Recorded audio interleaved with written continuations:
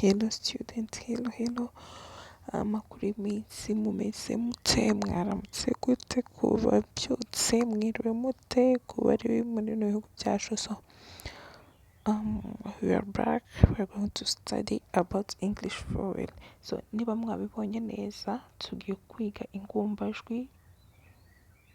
Yego, ingombajwi mu cyongereza tuzita vowel. So niba utarakora subscribe, manza ukore subscribe, sharinge, ushyiraho na comment, ubundi tujye tubana amasomo yacu ya buri munsi. Ikindi kintu kimwe turi gukoza isomwa ndetse n'ukuntu tuzikoresha. Ubundi ukuntu tubizi, tugira mu cyongereza tugira alphabets 26, tukagiramo vowel 5, tukagiramo na special vowel 1.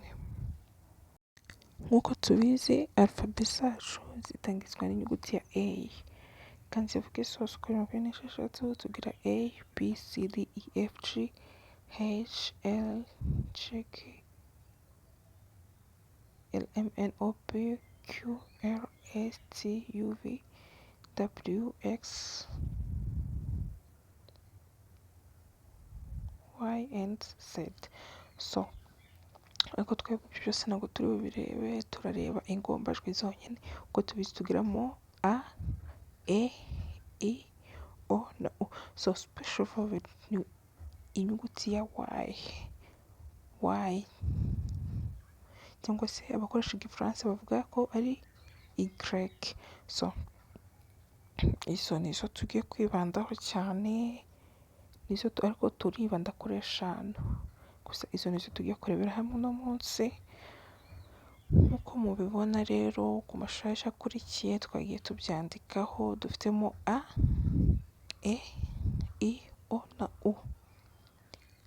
A, E, I, O, U na Y. Y impamvu yandikishije umuhondo nuko nababwiye ko ari special vowel. Muri make tuyikoresha nk'ingombajwi mu cyongereza. Murabizi ko mu kinyarwanda tuyikoresha nk'inyajwi, ariko hano tuyikoresha nk'ingombajwi.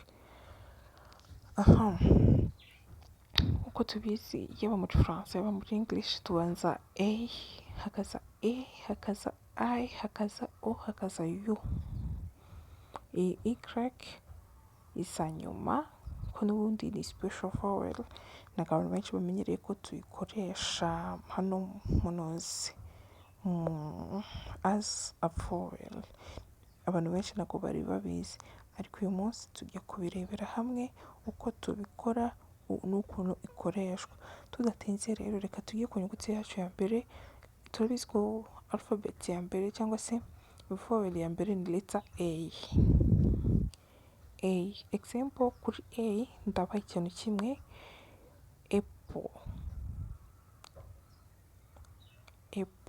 apple turabizi ko ari pome. So an apple fell from the tree. Pome iguye iturutse hehe? Mu giti. Ikindi alligators, murabona alligator nashyize ishusho ya crocodile. Crocodile ndakeka mu kinyarwanda tuyita ingona, ariko ushobora kwita na alligator. Is an American crocodile. Ni crocodile nyine yo muri y'amashyamba ya Amazon. Ni American crocodile yitwa alligator. Ushatse wavuga crocodile cyangwa se ukavuga alligator, gusa mu cyongereza ubu ngubu kiri kugenda cyigishwa abana bakiri hasi n'abandi bantu bose.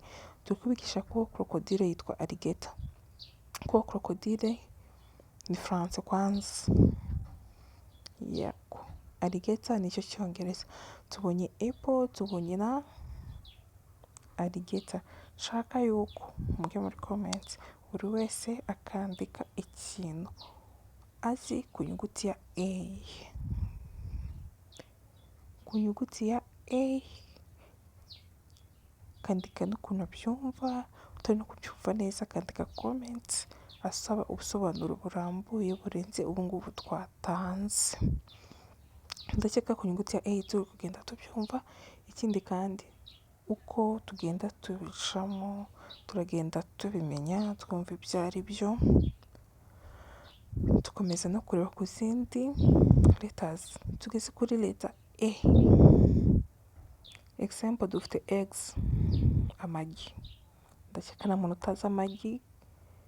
Ni type of food that are rich in all nutrients.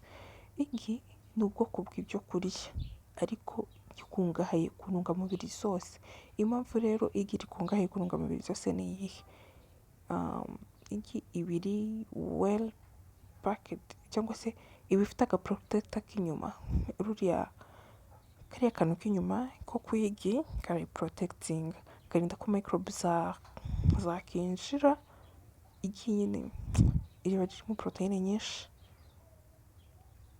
niyo mpamvu hano nanditse ko ririmo all nutrients. Hano hantu turaza kuhigira ibintu byinshi bigiye bitandukanye. Turaharebera ibintu bigiye bidufitiye umumaro muri buno buzima, turarebera ibyo kurya, ibyo kunywa, ibintu byose nyine bigiye bidufasha. Eggplant, hari abantu batazi ko eggplant ari ikibiringanya. Urashobora kuba eggplant gute se nyine igi rishobora kuba igiti? Kurumva eggplant is a type of vegetables, ni ubwoko bw'imboga. Twagiye kuri leta E. Example, irish potato. Irish potato muri France tuvuga pomme de terre. Pomme de terre in French language. So it is a type of food that are rich in carbohydrate and it is known as ibirayi in Rwanda. Mu Kinyarwanda tubyita ibirayi. Ni ibyo kurya bikungahaye kuri carbohydrate. Ntabwo nzi ukuntu nabivuga ariko ni kimwe mu byo kurya dukoresha bitera imbaraga. Ku bantu batari kubyumva neza, kiri mu bitera imbaraga kuko murabizi ko mu bitera imbaraga tugura mu bijumba, cassava, imyumbati, pomme de terre cyangwa se irish potato, ibirayi, tukagira mu bintu by'imiceri. Nyine ibintu byose bifite carbohydrate nyinshi. Twagiye kuri leta O tudatinze. Leta O, example onion. Dufiteho onion na orange nk'uko muri kubibona. Onion, it help us to increase the food taste. Bamwe basoma taste, abandi basoma taste. So igitunguru twese turakizi kidufasha mu kongera uburyohe bw'ibyo kurya. Ikindi igitunguru gifasha mu kuvura like inkorora, kigafasha nanone mu koza amaso. Buriya nubwo kirya no mu maso gifasha kuyoza. Abantu batabizi mwaza kubigerageza, washaka ugashyiramo n'amazi yacyo, kirakurya pe, ariko burya kirafasha. Secondly, twavuze orange. It is a fruit rich in vitamin D. Ni urubuto rwungahaye kuri vitamine D. Abantu mutari mubizi mujye murya amaronji menshi, abantu bakibasha kuyabona mu buryo bworoshye kuko twebwe bacu yarahenze rwose. Ntabwo nyine nayabona uko nishakiye ko twebwe arahenze, ariko irikungahaye kuri vitamine D. Onion tubonye umumaro wayo, ishobora kuba umuti. Ikindi yongera uburyohe bw'ibyo kurya, yongera n'impumuro y'ibiryo, improvinga nyine taste na odeur y'ibiryo bikagenda neza. Leta E or else U. Muri France tuvuga U. A, E, I, O, U. Example, umbrella. Urabona mu Cyongereza ni umbrella, mu Kinyarwanda ni umutaka. It protects us to go under rain. Umutaka tuwifashisha turi kwirinda imvura. Ikindi, umutaka can be used to protect a mother and a baby during maternity. Umutaka ushobora no gukoreshwa mu kurinda umwana n'umubyeyi mu gihe umwana akiri mutoya, kwa kundi uba ugenda ku zuba ugomba gutwikira umwana, ugenda mu mvura. Kwanza ntabwo ari ngombwa ko umuntu agendana n'umwana, murabizi ko imitaka hari iyo twita parachute, imwe bamanukiramo wenda iyo habayeho explosion y'indege. Murabizi ko umutaka ugira ibintu byinshi udufasha. So ku bandi bantu batari bazi ikintu umutaka umaze rwose mubimenye ni icyo. Nta n'umuntu wakagombye kuba adafite umutaka. Umbrella,